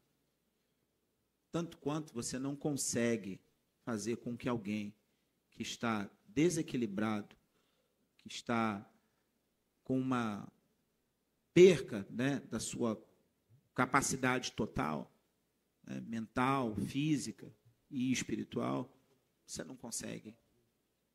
Então existe a necessidade de um cuidado, e aí é uma situação complexa, queridos, porque ainda que seja pecado, é vício. E o vício faz com que a pessoa perca o controle. E mesmo que o vício não seja degradante ao ponto de nós vermos pessoas como aqueles que vemos na televisão, às vezes, da Cracolândia, eu acho que ultimamente, especialmente com as várias substâncias que têm proliferado em algumas regiões, né? A gente tem visto na televisão, na mídia, por exemplo, a história do K9, é K9, não é isso? Em algumas regiões de São Paulo, em que a pessoa perde completamente a noção da coisa, né? Mas há situações menos drásticas em que a pessoa é um usuário contínuo e isso traz prejuízo à sua vida, mas que ela não se entende viciada. E há momentos que ela dá crise, em outros ela não dá, e vive uma vida praticamente comum, que as pessoas que estão à sua volta sequer sabem que ela tem o vício. Porque às vezes fica algo muito internalizado apenas dentro da família. E aí, como é que você lida com isso? Ora, a pessoa precisa entender que ela precisa de ajuda. Mas não é tão simples. Gostei da pergunta. A pergunta é muito boa, porque eu vou lhe dizer, não é simples. Não é simples. Aí eu passo aqui para um pastor mais experiente que eu, tá bom? Ao Zé Romeu, que ele vai dar continuidade à resposta. Eu vou dar um viés um pouco mais diferente, mas não significa antagônico. Tá ok? Como cristão, a igreja deve agir para com usuários que não possuem autonomia. Autonomia é um direito individual. Se eu perder a autonomia, eu, indivíduo, igreja, se não tiver um outorga, uma sentença judiciária de procuração de cuidador, não posso intervir. Cuidado. Cuidado para não cair numa visão do Estado. É o Ministério Público, porém isso não impede que eu evangelize, que eu cuide humanitariamente. Mas se alguém perdeu a autonomia, por favor, você botar debaixo do braço é como se cuidador fosse, vai responder. Toda pessoa que perde a autonomia, perde a capacidade plena de responder por si só, precisa de um curador. E o curador responde civilmente e penalmente por aqueles atos. Por isso, tá certo? Não é interessante estar só. Socorrer sim, porque aí é a ideia da parábola do bom samaritano. Socorrer sim. Emergência sempre. Porém, o cuidar requer transporte, requer atenção, preservar a vida. Então, nesse sentido, a igreja não pode entrar nessa seara se não tiver uma autoridade judiciária a algo dando credibilidade. Ok, meus irmãos? Então, por favor. Agora, se você quiser botar a mão assim, está liberto, creia. Eu também creio, estou contigo. Agora, se for com um alvará ou com uma sentença provisória, talvez esse levantar a mão não precise. Você será a manifestação viva de um cuidado. Para isso, muitos são chamados, poucos são escolhidos. Eu concordo com o reverendo José Romeu e ainda quero lembrar uma coisa, no tocante às pessoas que estão impossibilitadas de tomarem decisões, além desse risco de se assumir a responsabilidade por elas, como se tutores ou curadores fossem, ainda há uma questão técnica aí, porque se a pessoa que não tem o conhecimento medicinal, clínico, para tomar providências, o fizer, pode responder até por algum crime. Ministra um medicamento, ou alguém fala, dá tal coisa que é bom, é um remédio que a pessoa nunca fez o exame para saber se pode tomar aquilo. Toma, entra em coma. Você ministra a vítima ali, o usuário, e ele entra em coma. E aí? Você pode responder criminalmente por isso. Agora, todas as vezes em que há interdição de alguém, e é nomeado esse curador, vai exercer a tutela, curatela sobre a pessoa, essa pessoa tem essa responsabilidade reconhecida pelo Estado, tudo isso. Mas, ao mesmo tempo, nós também sabemos que nós podemos contar com os familiares, muitas vezes. Nesse sentido, as igrejas têm famílias que têm uma visão de família, de responsabilidade familiar um pouco maior. Talvez para nós das igrejas, quando se trata de alguém com vício e dependência química, o que for, que é um membro de uma igreja, quase sempre, isso não é regra geral, não dá para falar para todo mundo, mas quase sempre essas pessoas estão dispostas a colaborar nessa recuperação, ainda que seja nos primeiros cuidados. E o próximo passo tem que ser procurar quem tem formação para isso. Nós aprendemos na disciplina de aconselhamento, né, na disciplina de referente ao cuidado pastoral mais direto, que há situações que nós fazemos encaminhamento, que nós recebemos, nós acolhemos, daí a importância do acolhimento, mas nós não conseguimos resolver tudo. E é importantíssimo no ministério pastoral a gente ter a humildade de dizer, eu posso ir até aqui e daqui para frente eu não posso ir. O que não significa que nós não tenhamos uma responsabilidade de buscar os caminhos para ajudar aquele que nos procura. Nesse caso específico de uma pessoa que, né, autonomia é um termo técnico, né, mas pode ser uma situação que não se perca a autonomia, mas talvez, meu irmão, eu penso que isso pode ser uma vocação específica. Talvez, através do que estamos conversando hoje, você possa estar sendo despertado para uma vocação específica de alguém que vai pregar o evangelho entre pessoas que chegaram a tamanha degradação no vício, que vão ouvir não só da sua boca o evangelho, mas do seu acolhimento, do seu abraço, do seu tempo, do seu levar a determinados lugares onde ele poderá ser tratado, da procura, né, de instrumentos jurídicos, de instrumentos médicos, de instrumentos farmacológicos, para que ele seja tratado, cuidado e seja recuperado de seu vício. Pense nisso. Há muitos tipos de missão e há perdidos também nesse meio. Talvez você possa estar sendo chamado por Deus para um ministério.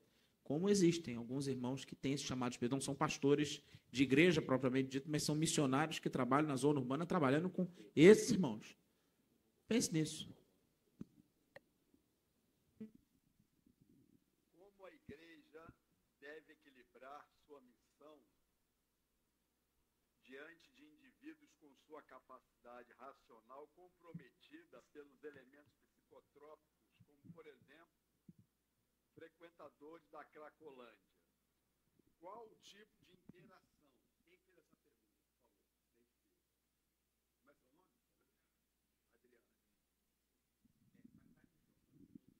Não pegou? E está funcionando aqui. Eu vou repetir então a pergunta, já que não saiu aí na gravação.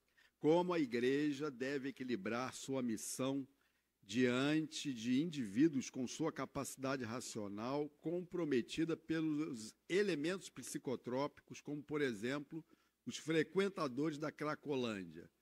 Qual o tipo de interação? É interação, é isso mesmo? Ok. Como é que é seu nome mesmo, por favor? Adriano. Adriano, boa noite. Adriano, eu vou começar trabalhando a ideia de que tem muitas pessoas antenadas com o que vai acontecer daqui a 20, 30 anos, 40 anos. Isso sai em forma de filme, de música. Eu chamo isso de graça comum, como a teologia. Não é uma revelação especial. Há uns 30 anos, Robocop foi um filme que trabalhava parecido com a ideia da Cracolândia. Não há mais humano cuidando de um grupo de dependente. São pessoas. Há um desalmar tão grande dessa repressão que é necessário colocar uma câmera no peito. Então, a sua pergunta é muito parecida, muito próxima com a anterior. Porém, eu quero fazer essa abordagem. Sabe, a Cracolândia não é um bolsão que surgiu do nada. É uma manifestação social de repulsa, de refúgio, que ao longo vamos construindo. Adriano, só estamos nós dois conversando aqui. Há muitas músicas que já estão dizendo como vai ser o seu pastoreio. Escute algumas. Escute as nuances sociais. Alguns não vão concordar, mas só o fato de respeitar o que eu estou falando já me deixa muito suave para também caminhar com o que vai dizer o oposto. Eu lido com a contradição o tempo todo. Adriano, Robocop, há 30 anos atrás, é uma realidade hoje. Observe como caminha a humanidade. Talvez seja o seu melhor ministério, porque as Escrituras é inegociável. É marcos intocáveis. Porém, a bondade de Deus é tão grande que quando falta a nós a percepção do que está acontecendo ao nosso redor, Ele não deixa a sua imagem e semelhança sem saída. Ele já traz. E pode ser até por meio que não é nem evangélico, nem protestante, nem cristão. Até uma pessoa ligada a LGBTQIA+. Preste atenção nisso. Por amor aos eleitos, Ele usa quem Ele quer. E tem muitos eleitos que não estão nem aí com o outro lado. Por isso, rapaz, escutar significa ter tempo. Agora, ouvir música, qualquer headphone é capaz, mas escutar para poucos.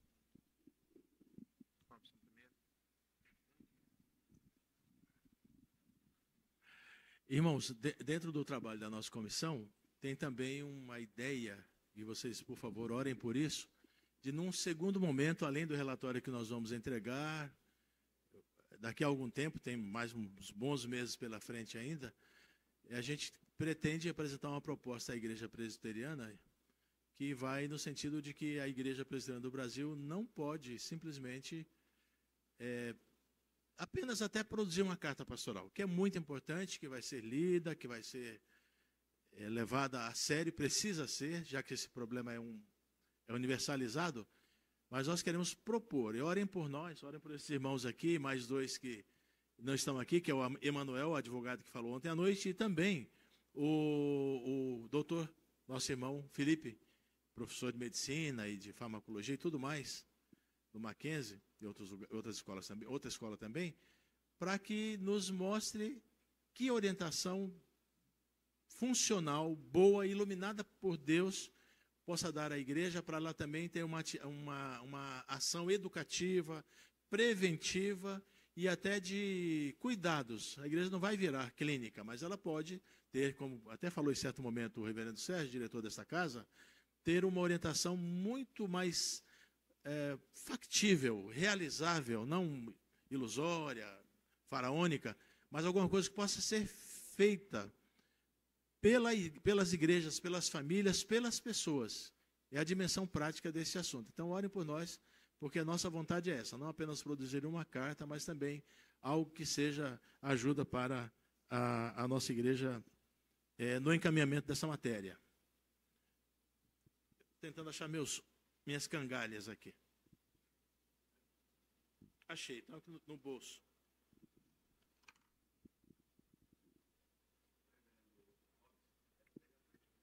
Ah, já foi? Ah, essa que nós estamos respondendo, né? Muito bem, então tá. Então devolvo aqui o microfone. Vamos lá, eu acho que como a igreja deve equilibrar sua missão onde indivíduos com sua capacidade racional comprometida pelos elementos psicotrópicos, como, por exemplo, frequentadores da Cracolândia. Qual o tipo de intervenção? Mas eu não sei se eu contei para vocês, uma das primeiras vezes que eu fui a São Paulo, durante o exercício do meu mandato aqui como diretor, nós fomos a uma reunião da JET com os diretores dos vários seminários da IPB. Eu cheguei em São Paulo, a reunião foi no Mackenzie, cheguei em São Paulo e aquela coisa da pressa, né? A gente chega no aeroporto, para não chegar atrasado na reunião, eu ia colocar a mala ali dentro né? Como muita gente faz, mala pequena, pegar a parte. Aí o motorista, não, senhor, vou colocar na mala, no porta-malas. Explicação dele, senhor, o negócio aqui em São Paulo está meio difícil. Se a gente para num sinal parado, alguém olha a mala do senhor, ele quebra o vidro, vai pegar, vai puxar. A gente foi conversando pelo caminho, curiosamente, ele me identificou como pastor. O senhor é da igreja? Sou, tá, tem uma reunião aqui. Ah, beleza, tá. Aí, pastor, deixa eu falar uma coisa para o senhor. O motorista do táxi. Não anda a pé por aqui, não. O hotel do senhor aqui perto, eu falei, mais ou menos, tá, mas não vai a pé, não. Se o senhor não conseguir um táxi, pede um Uber. Motorista do táxi falando isso? Tem alguma coisa que está muito certa. Beleza. Saímos lá, fomos para o hotel, depois da cerimônia que teve no Jump, de uma inauguração. Aí fomos eu e outros colegas para o hotel. Quando a gente está saindo para o hotel para jantar, nós pegamos um Uber. O Uber, quando foi nos deixar, não fica andando por aqui nessa região. O Mackenzie fica na região central de São Paulo, ali, né? Fica andando aqui a pé nessa região, não, tá? Se vocês não conseguirem Uber, peguem um táxi. Eu falei, tem alguma coisa muito errada acontecendo. Por que eu estou falando isso? Queridos, há determinadas situações para as quais nós não estamos preparados e não devemos enfrentar de peito aberto assim. Ok? ser crente é uma coisa, ser burro é outra. Ah? Não tentarás o Senhor teu Deus. Não é para você se jogar do pináculo do templo. Então tem alguns passos básicos. O primeiro, sem pieguice, mas de forma piedosa. Oração, sempre, para tudo, antes de qualquer empreendimento. Segundo, gosto da orientação de nosso Senhor Jesus. Vem cá, vem cá, vem cá, vem cá, 70. Vai você e você, vai você e você. Há determinadas coisas que nós não fazemos sozinhos, fazemos em grupo. Então, por exemplo, numa situação de intervenção, não diria intervenção, né, mas de uma ação, por exemplo, junto a um lugar em que você tem várias pessoas viciadas. Aquelas pessoas passam por várias necessidades. Então, dependendo do contexto, né, aí você tem que ter também malícia, né, a prudência, como a gente conversava hoje à tarde, né, Previdente? A prudência da pompa, também a sagacidade da serpente, mas você vai em grupo e promove uma evangelização com algum tipo de ação social, né, às vezes roupa, é possível. Terceiro, conscientização da importância. Né?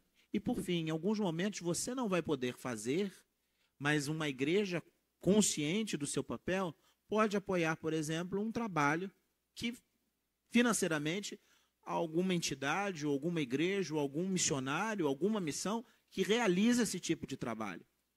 Certo? Então, você tem que pensar na coisa de uma forma global. Existem várias formas de agir, várias formas de intervir. Dentro do seu ministério, você vai perceber que você vai precisar fazer escolhas, e dentro dessas escolhas você vai precisar ver qual é aquela para a qual Deus está te chamando. Terminamos? Delino, vamos para o sorteio? Vamos para o sorteio. Vamos lá. A gente sorteia. Irmãos, eu quero, enquanto o reverendo Delino vai chegando para fazer o sorteio, presbítero Jones, por favor, nós queremos passar à mão dos irmãos uma pequena lembrança, isso é um mimo. Nós queremos agradecer de coração a presença de vocês. Obrigado pelas palavras, pelas colocações e, sobretudo, pelo espírito de piedade e cuidado pastoral no trabalho dos amados irmãos.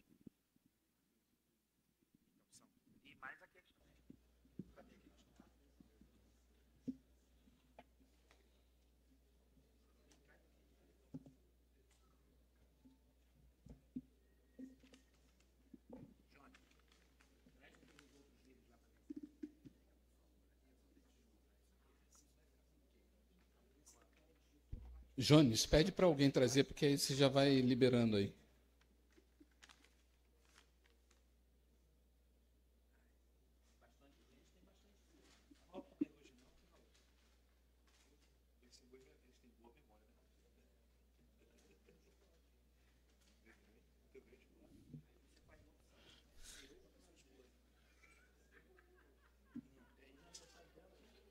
Obrigado, meu irmão.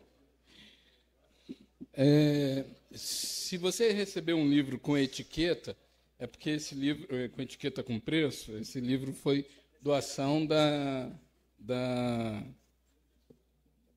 cultura cristã, tá? Mas se você quiser pagar, aí você faz um pix para a capelania que a gente trabalha com...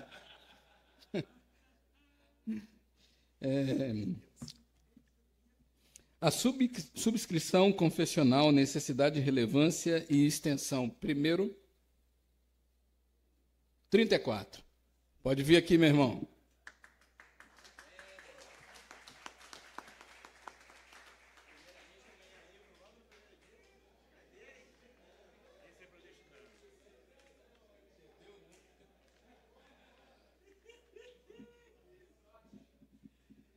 Próximo.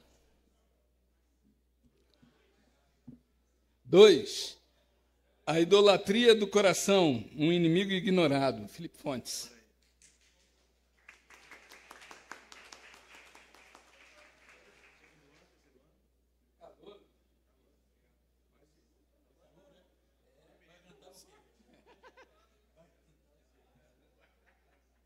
Mais um, subscrição confessional. Ulisses Horta Simões. 35.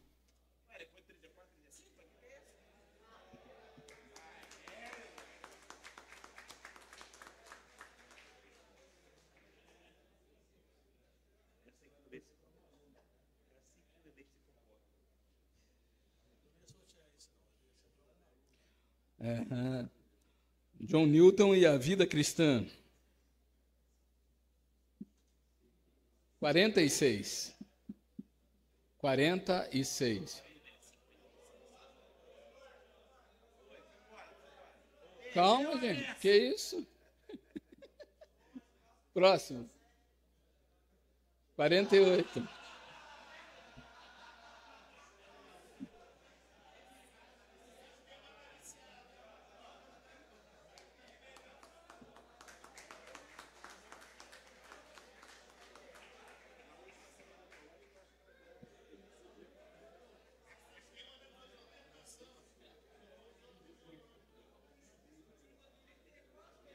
Quem falou 47, olha a camiseta dele, tenha fé. O Evangelho em uma história de amor, Ruth e a redenção, Felipe Fontes. 16.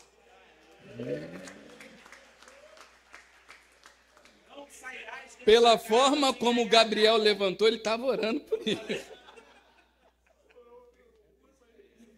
De nada, meu filho, está aqui. E pela forma como alguns estavam escolhendo os números, eu fiquei preocupado. Esse cara joga esse número toda semana, porque estava escolhendo o número. Isso aí corta, tá? Subscrição confessional, necessidade, relevância e extensão. Próximo. Já foi? Já foi? Não, já foi. Você não está mais com o número na sua mão, irmão. Próximo. 18. Diego.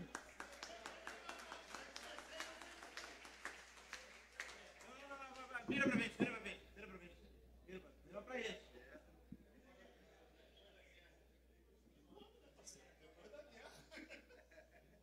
Você viu, né? Isso é a camisa da formatura. E o último, o pastor segundo Deus, Eugene Peterson. 6.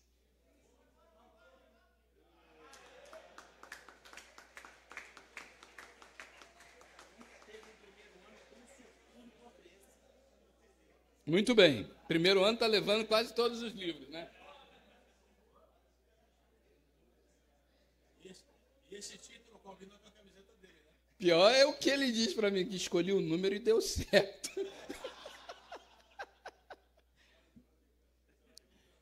Bom, para relembrar aqui um amigo meu que gostava de fazer algumas piadas e até o presbítero disse assim, quando o senhor terminar a piada, o senhor bate no painel que eu vou saber? O último número foi 6, então vocês vão embora.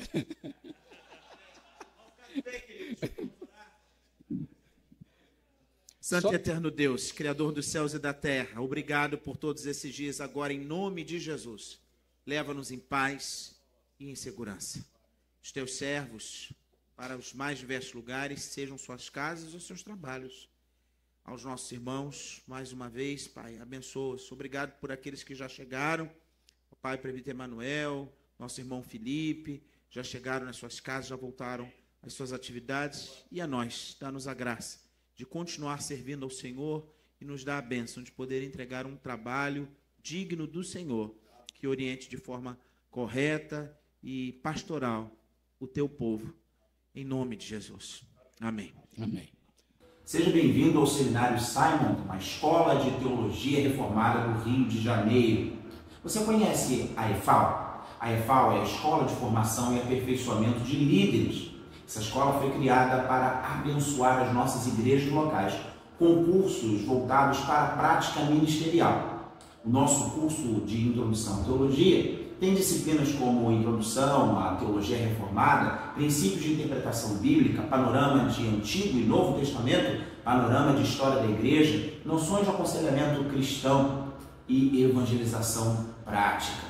Nós temos também o CAL, Curso de Aperfeiçoamento de Líderes, um pouquinho mais voltado para a prática mesmo. Ali você aprende a conduzir uma liturgia, a como fazer uma visita, a como você discipular alguém, a como tratar da inclusão na igreja, a inclusão de pessoas com necessidades especiais. Temos também o nosso curso de formação de professores e o curso de formação de oficiais. No curso de formação de oficiais, além das disciplinas que existem também no curso de introdução à teologia, você terá a bênção de aprender sobre símbolos de fé da Igreja Presbiteriana do Brasil. Você poderá estudar a respeito de panorama da história da Igreja Presbiteriana do Brasil e fundamentos de Constituição e Ordem da IPB. No curso de formação de professores, você terá disciplinas que vão levar você a refletir sobre a prática educacional. Noções de psicologia da educação, didática, preparação de planos de aula, de plano de curso, uma série de disciplinas voltadas para você desempenhar o seu serviço, o seu ministério na sua igreja local. Venha ser nosso aluno, conheça os nossos cursos e não deixe de se matricular. As inscrições já estão abertas.